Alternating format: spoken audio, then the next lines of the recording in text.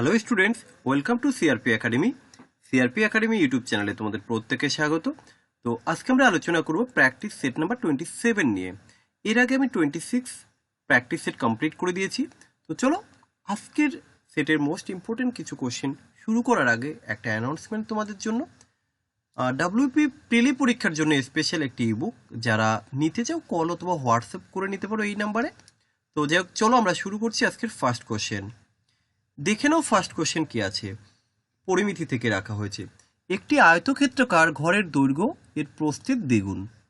মেঝেতে খরচ হয় প্রতি বর্গমিটার 100 টাকা এবং জড়িত মোট ব্যয় অর্থাৎ সমস্ত কিছু মিলে টোটাল খরচ হয় 5000 টাকা। তাহলে ওই ঘরের দৈর্ঘ্য নির্ণয় করতে হবে। তাহলে দেখো আমরা কোশ্চেনটাকে কিভাবে সলভ করছি। এখানে আয়তক্ষেত্রাকার ঘরের দৈর্ঘ্য প্রস্থের দ্বিগুণ বলে দিয়েছে, তাই তো? তাহলে এবার এখান থেকে একটা কাজ করো, তুমি ধরে নাও যে প্রস্থটা এক্স, প্রস্থের দ্বিগুণ, তো তাহলে প্রস্থটা তুমি এক্স ধরে নাও যে প্রস্থটা এক্স, তাহলে দৈর্ঘ্য কত হবে? দেখো আমরা একটু ডিটেলসে করার চেষ্টা করব। তাহলে দৈর্ঘ্য হবে 2x। ওকে, এবার দেখো ক্ষেত্রফল, আমরা আগে ক্ষেত্রফলটা বের করে নেব। ক্ষেত্রফল কি? দৈর্ঘ্য ইন্টু প্রস্থ। তাহলে এই যে দৈর্ঘ্য ইন্টু প্রস্থ করলে আমরা কত পাবো? 2x square. 2x স্কোয়ার, এটা হচ্ছে আমাদের ক্ষেত্রফল। কিন্তু এখানে দেখো যে টোটাল কত টাকা খরচ হয়েছে? 5000 টাকা, তাই তো? এবার দেখো প্রতি বর্গমিটারের জন্য কিন্তু 100 টাকা খরচ হয়েছে। তাহলে আমরা টোটাল আগে দেখে নেব ওই মেজের ক্ষেত্রফলটা কত।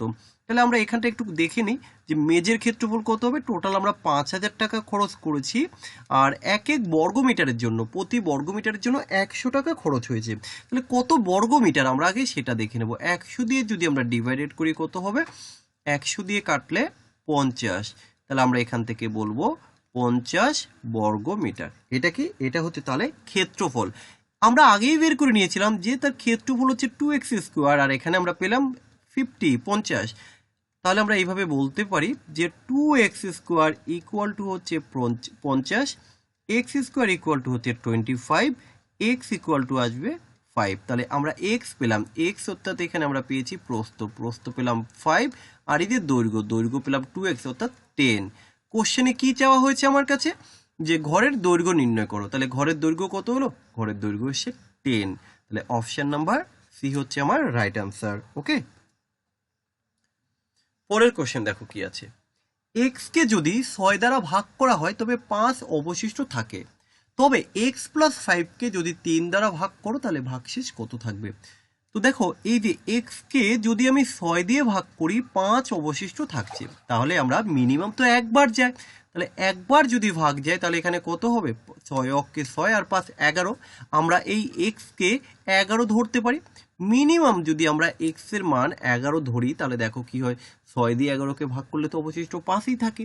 তাহলে আমরা এক্স এর কিন্তু একটা মান পেলাম। তাহলে এই এক্স এর যদি আমরা মানটাকে এবার এখানে বসাই, এক্স এর মান হচ্ছে 11 প্লাস হচ্ছে 5, তাহলে টোটাল কত দাঁড়ালো এখন সংখ্যাটা? 11 আর 5 হচ্ছে 16। কেমন? এই 16কে যদি এবার আমরা 3 দ্বারা ভাগ করি তাহলে কত হবে? 3 দ্বারা 16কে ভাগ করলে 3 5 15, তাহলে 1 থাকছে আমার অবশিষ্ট, তাই তো? তাহলে এখান থেকে আমরা উত্তর করব অপশন নাম্বার এ। আশা করি সবাই বুঝতে পেরেছো। তোমাদের যদি বুঝতে কোনো রকম প্রবলেম হয় অবশ্যই সেটা তোমরা কমেন্ট সেকশনে জানিও। পরের কোশ্চেন দেখো, খুব সুন্দর একটা কোশ্চেন কি আছে। একটা ব্যাগে লাল বল ও সবুজ বলের অনুপাত বলে দিয়েছে 3:8। যদি 12টি আরও সবুজ বল ব্যাগে যুক্ত করা হয় তবে লাল বলের সাথে সবুজ বলের অনুপাত হবে 1:4। তবে ব্যাগে কতগুলি লাল বল রয়েছে? তোমরা এটাকে নর্মালি করতে পারো, যে ধরে নাও যে লাল বল রয়েছে 3x, আর কি সবুজ বল রয়েছে 8x, আমরা ধরে নিলাম। এবার এখানে কি বলেছে যে যদি আরো 12টি সবুজ বল অ্যাড করা হয় তাহলে এখানে আমাদের এটা হচ্ছে লাল বল, এটা হচ্ছে সবুজ বল, তাই না? এবার আমরা কি করব, আরো 12টা যদি সবুজ বল অ্যাড করি তাহলে কি হবে? নতুন অনুপাত হয়ে যাবে কি 1:4 অর্থাৎ 1/4। এবার আমরা এখান থেকে বের করে নেব লাল বল অর্থাৎ 3x কত। আগে তো আমাকে x বের করতে হবে, তো চলো আমরা x বের করি। এক্স বাদ দিয়েও করা যায়, আমরা করব। দেখো আগে এখানটা দেখে নাও, তাহলে 3 4 12 আর হচ্ছে 8 ওকে 8। আচ্ছা আমরা একটু ডিটেলসে করে দিই, নাহলে আবার প্রবলেম হয়ে যাবে, এখানে তো আর রিপিট করতে পারবো না।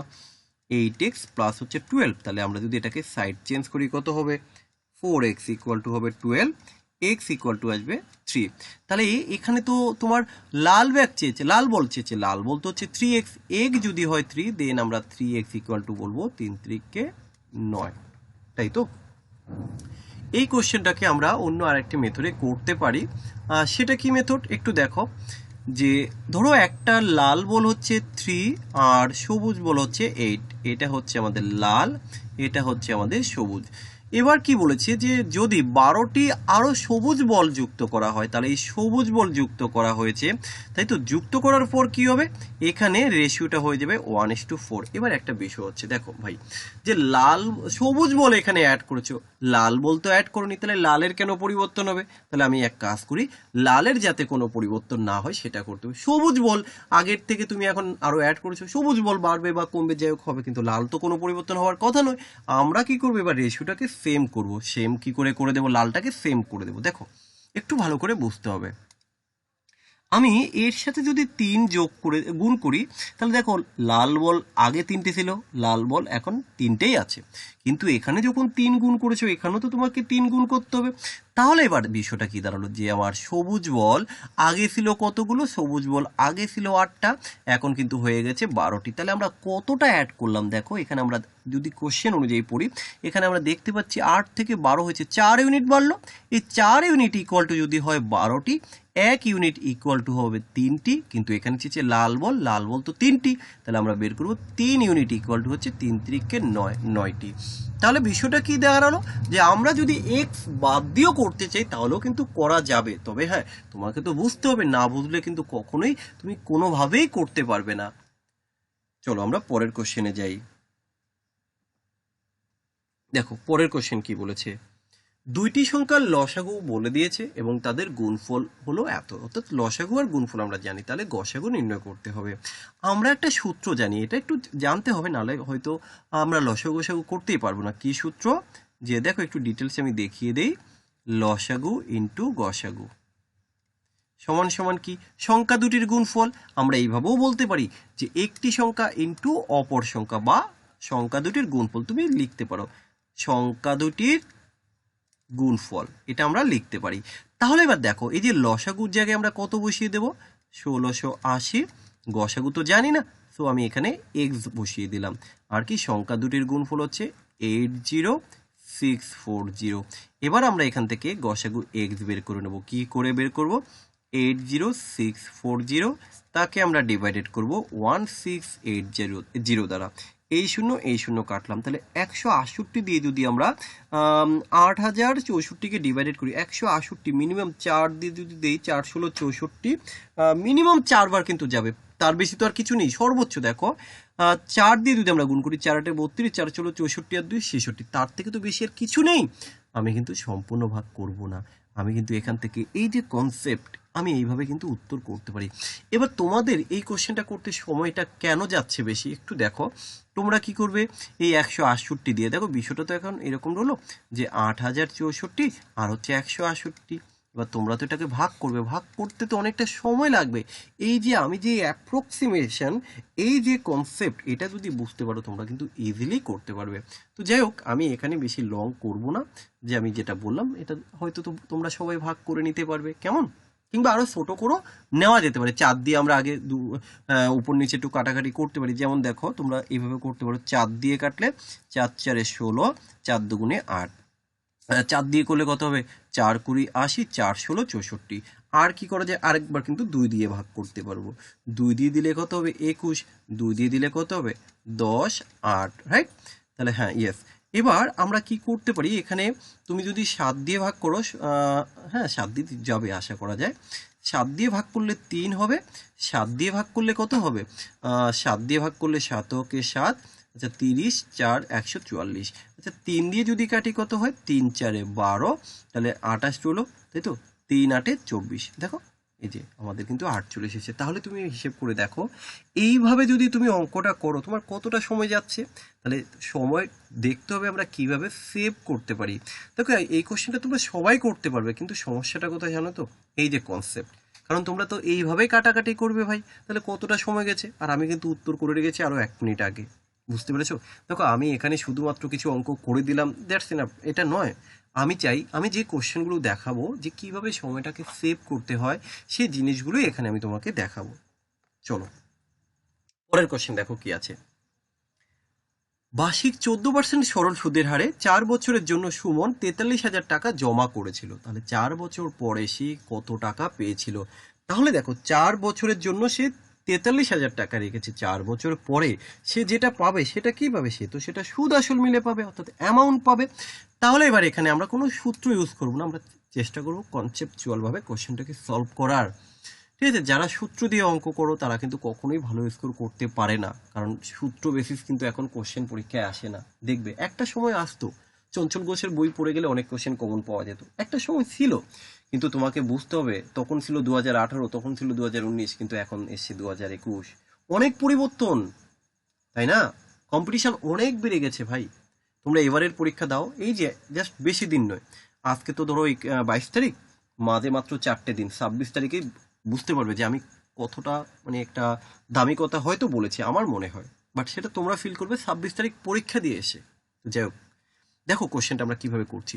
14% সুদের হারে 4 বছরের জন্য, তাহলে এক এক বছরে হচ্ছে 14%, তাহলে 4 বছরে আমি কত সুদ পাবো? 4×14 কত? 56। তার মানে বিষয়টা হচ্ছে আমার কাছে যদি 100 টাকা থাকে, আমি 4 বছর পরে সুদ এবং আসল মিলিয়ে 156 টাকা পাবো। তাহলে আমি এখানে লিখে দিলাম 156।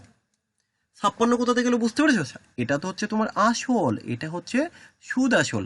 এই যে আমি ইন্টারেস্ট পেলাম না, ইন্টারেস্ট কি করে বের করলাম তোমাদের বোঝানোর জন্য লিখেই দেই। চলো 4×14 = 56, এই যে 56 টাকা আমি ইন্টারেস্ট পেলাম। এবার ক্লিয়ার তো? এবার দেখো কিন্তু কোশ্চেনে তো 100 টাকা নয়, কোশ্চেনে হচ্ছে 43,000 টাকা। তাহলে আমরা কি করব? এই 100 = যদি 43,000 হয় আমরা বের করব, তাহলে 156 = কত? কি করে বের করব? এই 2 শূন্য এই 2 শূন্য কাটলাম, অর্থাৎ এর সাথে যদি আমরা 430 গুণ করে দেই তাহলে এত হবে। একই রকমভাবে এর সাথে যদি আমরা 430 গুণ করে দেই তাহলে 156-র সাথে কত গুণ করব আমরা? 156-র সাথে গুণ করব 430। এবার বিষয় হচ্ছে দেখো যে আমরা কিভাবে এটাকে সলভ করব। এবার তোমরা ভাবছো যে এটা তো গুণ করতে অনেক সময় চলে যাবে। না, দেখো আমি তোমাদেরকে দেখিয়ে দিচ্ছি, আমি একটু নিচে নিচে লিখি তোমাদের সুবিধার জন্য। 156 × 430 আমরা এটা গুণ করবো, তাই তো? তাহলেই তো আমাদের উত্তর আসবে। কিন্তু পেন খাতা ইউজ করার দরকার নেই ভাই, এই কোশ্চেন তুমি দেখে উত্তর করবে। এত বড় গুণ, ইয়েস, কিভাবে করবে এটাই আমি শেখাবো। দেখো আমি তোমাদেরকে একটা নিয়ম শিখিয়েছি ভাই, ডিজিট সাম।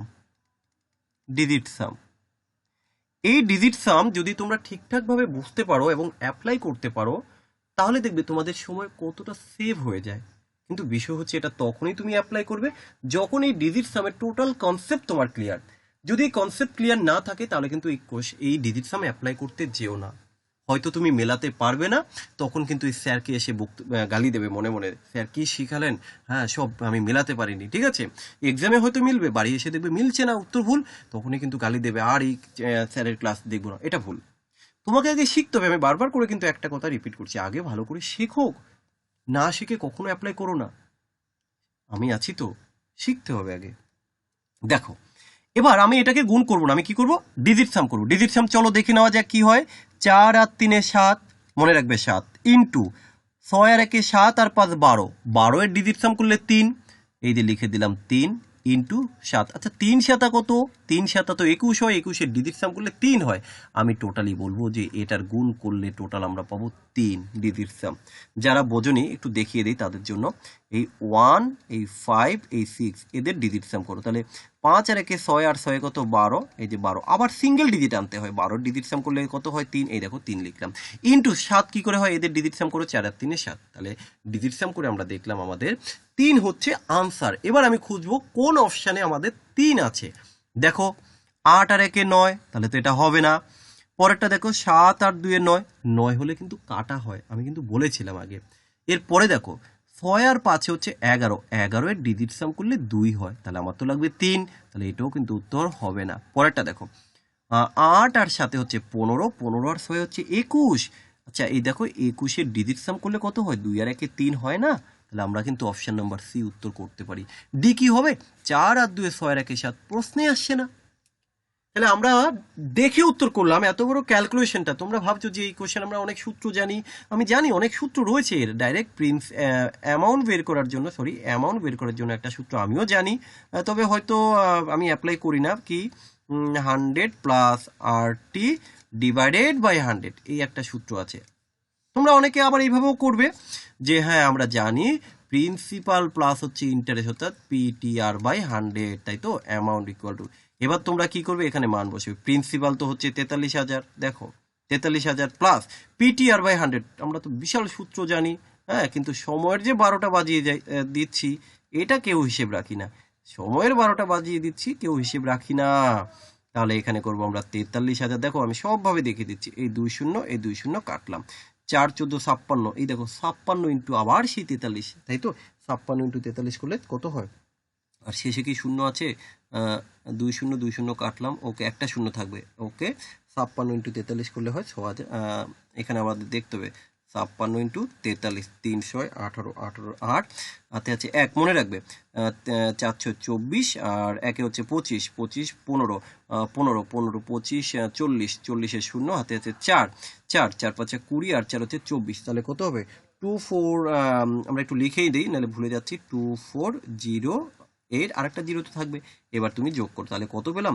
24,080 টাকা টোটাল। এবার যোগ করো 43 আর হচ্ছে 24, অর্থাৎ 67,080। তাহলে ভাই তুমি কিভাবে করবে বলো?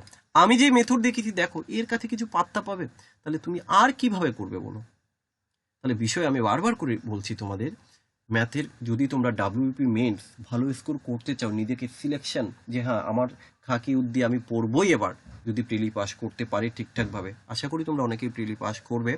কিন্তু দেখো আবার রিপিট করছি, মেন্সের ক্ষেত্রে তোমরা অনেকে কি করো, মেন্স পরীক্ষা দেওয়ার পর ইন্টারভিউতে তোমরা যাও, কিন্তু ফাইনাল সিলেকশনটা হয় না। একটাই কারণ, মেন্সে ভালো স্কোর করতে পারেনি। কারণ এটা নয় যে ইন্টারভিউ খারাপ হয়েছে বা ইন্টারভিউর জন্য বাদ, না, মেন্সে কম নাম্বার পেয়েছো, এই কারণেই তুমি সিলেকশন পাওনি। এটা তোমাকে স্বীকার করতে হবে ভাই। মেনসে তোমরা সিলেবাসটা জানো, ম্যাথ তোমাদের ভয়, ওইদিকে ইংলিশ ভয়, কি করে করবে ভাই? সো চেষ্টা করো, ভালো স্কোর করতে হবে, ভালোভাবে শিখতে হবে। রিলির পরে এখনো যথেষ্ট সময় পাবে, চেষ্টা করো নিজেকে তৈরি করে। আর পরের কোশ্চেন, দুটি ট্রেন এ এবং বি স্টেশনগুলির মধ্যে বিপরীত ট্র্যাকে চলছে। তার মানে বিষয়টা হচ্ছে এই যে এই হলো দুটো স্টেশন, বিপরীত ট্র্যাকে চলছে। বিপরীত ট্র্যাকে কি বলতো, অর্থাৎ দুটো দুই দিকে যাচ্ছে, ওকে, বিপরীত ট্র্যাকে একটা যদি এই দিকে যাবে আর একটা হবে এই দিকে। এরপরে কি বলেছে আমরা একটু দেখে নেব। এই কোশ্চেনটা সেম একটা করিয়েছিলাম। একে অপরকে অতিক্রম করার পর তাদের গন্তব্যে পৌঁছাতে 4 ঘন্টা আর হচ্ছে 9 ঘন্টা সময় লাগে। যদি প্রথম ট্রেনের গতি 54 কিলোমিটার ঘন্টা হয়, তবে দ্বিতীয় ট্রেনের গতিবেগ কত? আমরা এই ধরনের একটা কোশ্চেন সম্ভবত এর আগের দিন তোমাদের মক টেস্টে রেখেছিল। এবার দেখো এখানে যে দুটি ট্রেন এ ও বি স্টেশনগুলোর মধ্যে কিন্তু বিপরীতে চলছে। তাহলে একে অপরকে অতিক্রম করার পরে তাদের যে গন্তব্যে পৌঁছাতে সময়টার কি বলে দিয়েছে, একজনের 4 ঘন্টা, ধরো এর হচ্ছে 4 ঘন্টা, এর হচ্ছে 9 ঘন্টা সময় নেয়। এবার এই যে প্রথম যে ট্রেন তার গতিবেগ যদি 54 কিলোমিটার হয়, তাহলে দ্বিতীয় ট্রেনের গতিবেগটা কত আমাকে বের করতে হবে। তাহলে এবার এখানে বুঝতে হবে, দেখো একে অপরকে অতিক্রম করার পরে যদি দুইটি ট্রেনের নেওয়া সময় যথাক্রমে, আমি একটু ধরে নিই যে আমি ধরে নিলাম যে একটা T1 আর একটা হচ্ছে T2, তবে তাদের গতিবেগটা কি হবে? আমরা জানি গতিবেগ তো এর সাথে রিভার্স হয়, অর্থাৎ S1 আমরা একবার করে দিই S1 বাই S2, তাহলে ইকুয়াল টু কি হবে? রিভার্স, অর্থাৎ এই যে T2 বাই হচ্ছে √T1। আমরা আগের দিনেই করেছিলাম সম্ভবত, যার উত্তরটা করেছিল আমার এখন অব্দি এটুকু মনে আছে। এবার এখানে কি এই S1 আর S2টা কি? S1 S2 হলো যথাক্রমে প্রথম ও দ্বিতীয় ট্রেনের গতিবেগ, তাই তো, গতিবেগ জানি আর হচ্ছে সময় জানি। এবার আমরা কোশ্চেনটা করব, প্রথম ট্রেনের গতিবেগ কত আছে, দেখো 54 দেওয়া আছে, দ্বিতীয় ট্রেনের গতিবেগ তো আমি জানি না, আমরা বের করব। এখানে √, দেওয়া আছে টাইমটা, তাহলে দেখো একটা 4 আর একটা 9, 4 বলতে আমি ডাইরেক্ট এখানে 2 লিখে দিতে পারি, আর এখানে 9 বলতে ডাইরেক্ট আমি 3 লিখে দিতে পারি। আমার টার্গেট হচ্ছে S2 বের করা। 2 দিয়ে যদি আমরা একে ডিভাইডেড করি কত হবে? 2 দিয়ে ডিভাইডেড করলে হবে 2 হচ্ছে 2, তাই তো, সরি এখানে কি আমি 9, আচ্ছা 1 সেকেন্ড, আমি এখানে একটা জিনিস ভুল লিখলাম। এখানে দেখো T2 আছে না, T2টা তো হচ্ছে 9 ঘন্টা, তাহলে সরি এটা হবে 9 আর এটা হবে কত? এটা হবে 4। এবার আমরা করব 9 দিয়ে 54কে কাটলে কত হয়? 9 6 নং 54, তাই তো।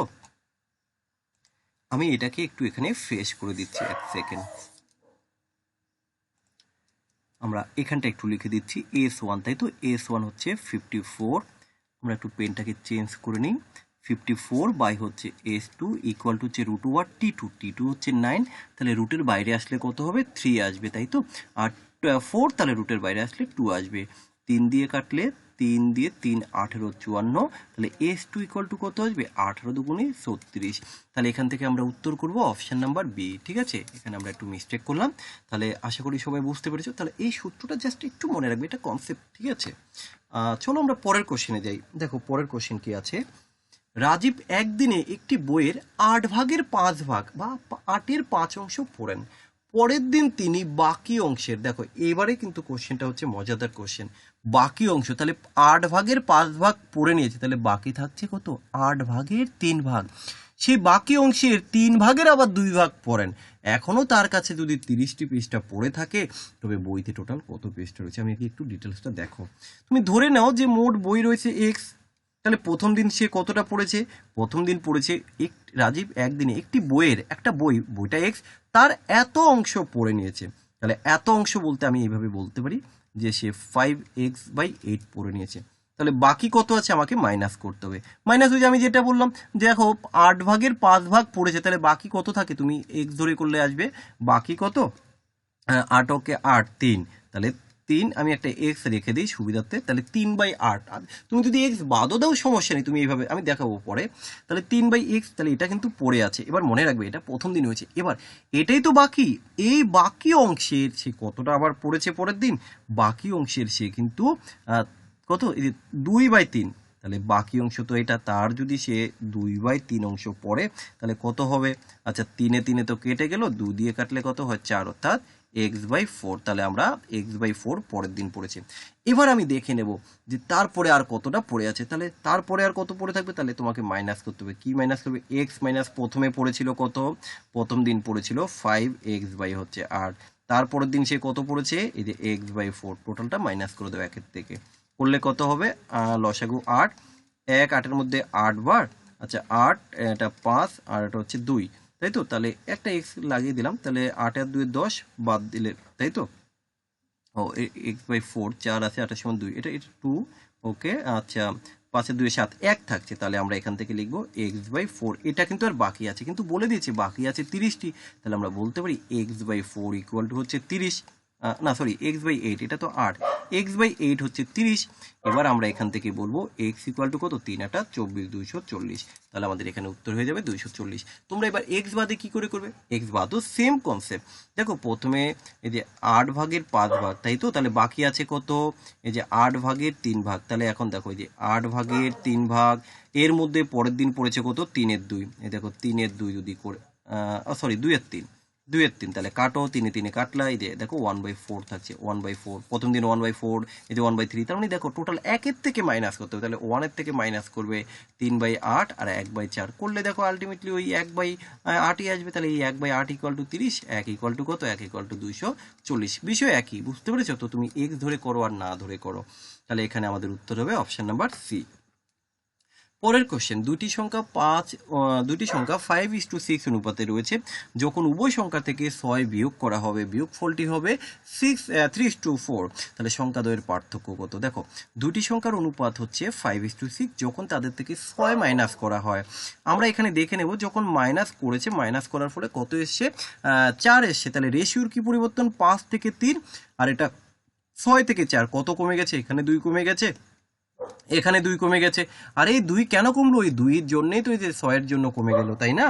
তাহলে এবার আমরা কি করব, 2-এর জন্য যদি 6 হয়, 1-এর জন্য কত হবে, 1-এর জন্য হবে 3, কিন্তু ওরা চেয়েছে তোমার কাছে এখানে পার্থক্য কত, আমি তো ইউনিট ধরে করছি, এক্স ধরলাম না, তাহলে এদের মধ্যে পার্থক্য কত, এদের মধ্যে পার্থক্যটাই হচ্ছে 1, তাহলে 1 ইকুয়াল টু অলরেডি আমি বের করে নিয়েছি কত, 3, আমরা অপশন নাম্বার বি চুজ করব। তুমি কিন্তু এটাকে এক্স ধরে করতে পারো, কিভাবে, আমি জাস্ট ইকুয়েশনটাকে পাঠিয়ে দিচ্ছি, 5x 6x উভয়ের সাথে 6 যোগ করো, ওকে, দেন তুমি 3/4 করো। এবার এখান থেকে তোমাকে বের করতে হবে যে ডিফারেন্স চেয়েছে, তাহলে একটা 5x একটা 6x, এদের মধ্যে ডিফারেন্স পার্থক্য কিন্তু x, আর আমরা বের করব x, ব্যাস, x is the right answer.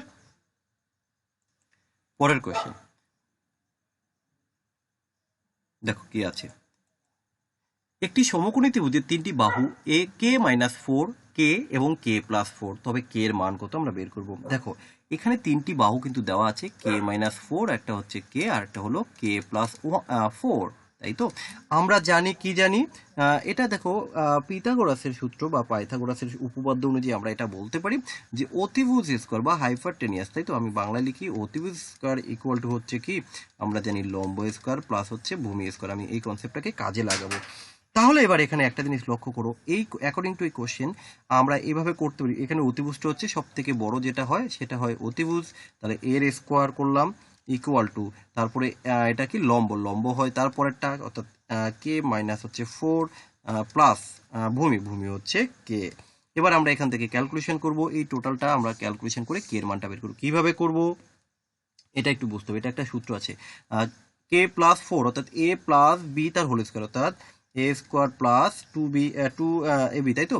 2 4 দুগুনি 8 16, তাহলে 16 একবারে করে দিলাম, 4 4 16 আর 4 দুগুনি 8 অর্থাৎ 8b ইকুয়াল টু, আমরা ডান পাশেরটা করে দিচ্ছি কে স্কোয়ার মাইনাস 4 4 16 মাইনাস হচ্ছে এটা প্লাস 4 4 দুগুনি 8 8 কে প্লাস হচ্ছে কে স্কোয়ার। এবার দেখো এই কে স্কোয়ার কেটে যাবে, অনেক কিছু কাটবে, আমরা এইভাবে করে দিচ্ছি। পরের লাইনে আমরা করে দিচ্ছি, দেখো এখানে হ্যাঁ এই দুটো কে আছে, তাই তো। একটা সাইড চেঞ্জ করলে একটা কেটে যাবে, এই একটা কেটে যাবে, তাহলে কে স্কোয়ার কিন্তু পড়ে থাকবে, এটা বোঝো।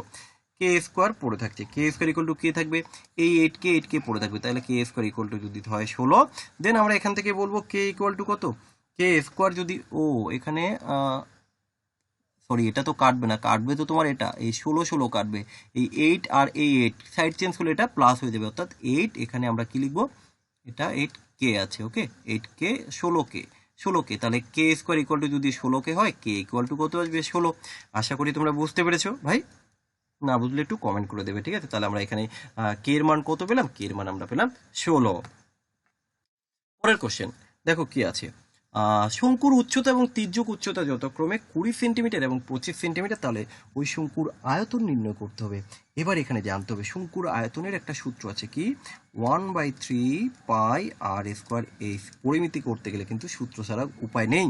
এবার আমরা এখানে তির্যক উচ্চতাকে আমরা এল দ্বারা প্রকাশ করি, আর এল তাহলে 20 সেন্টিমিটার, সরি শঙ্কুর উচ্চতা হচ্ছে এইচ হচ্ছে 20, তির্যক উচ্চতা হচ্ছে 25, তির্যক উচ্চতা 25, তাহলে আর কোথায় পাবো, আর পাওয়ার উপায় এই আমরা জানি এল স্কোয়ার ইকুয়াল টু হচ্ছে তোমার আর স্কোয়ার প্লাস হচ্ছে এইচ স্কোয়ার, রাইট। এবার এখান থেকে আমরা বের করবো এল কত, এল তো আমরা 25 জানি, তাহলে 25-এর স্কোয়ার করলে 625, আর স্কোয়ার আর তো আমি জানি না, ওকে। আচ্ছা এইচ স্কোয়ার, এইচ তো 20, তাহলে 20 20 400, তাহলে আর স্কোয়ার ইকুয়াল টু এই দুটোকে মাইনাস করলে কত হবে 400, 225, তাহলে আর ইকুয়াল টু কত হবে 15 15 225, আমরা আর পেয়ে গেলাম। এবার আর যখন পেয়ে গেছি এখানে মান বসিয়ে দেবো, কিভাবে 1/3 পায়ের মান কত, পাই তো ওরা তো প্রত্যেকটা জায়গায় পাই রেখে দিয়েছে, তাহলে পায়ের মান আমরা বসাবো না, ওকে। পাই আর এর স্কোয়ার, আর তো আমরা জানি 15, আর এর স্কোয়ার 225, চলো এই যে 225 ইন্টু এইচ, এইচ এর মান তো আমরা জানি কত 25, তাহলে এবার আমরা ক্যালকুলেশন করব।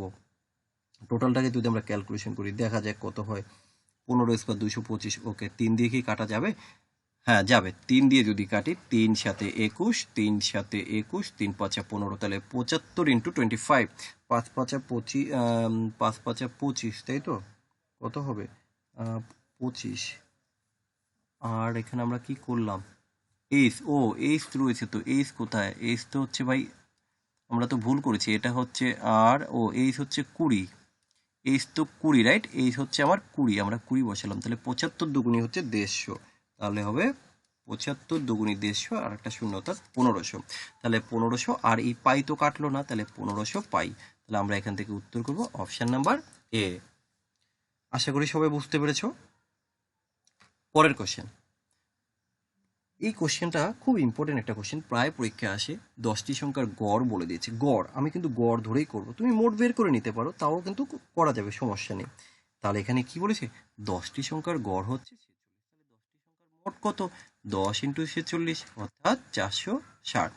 এবার দেখা গেছে যে 46 নম্বরটি ভুল করে 53 লেখা হয়েছে, তাহলে এখানে কিন্তু ওরা 46 জায়গায় যখন 53 করেছে একটু তো বেশি হয়ে গেছে, তাহলে কি হবে, দেখো 460 হওয়ার কথা ছিল, বাট ওরা বেশি লিখেছে, কত সেটা মাইনাস করে দাও, এই যে 53 মাইনাস করে দিলাম, কত এর জন্য 43-এর জন্য, তাহলে প্লাস হতো, সরি 46-এর জন্য 46 হতো, তাহলে 46টাই তো আমি অ্যাড করবো, কিন্তু 53 বেশি করেছি তাই 53 মাইনাস করে দিলাম। তাহলে মাইনাস করলে কত হবে? 450, 6 আছে 10-এর সমান 4, তাই তো 6 3, তাহলে 453।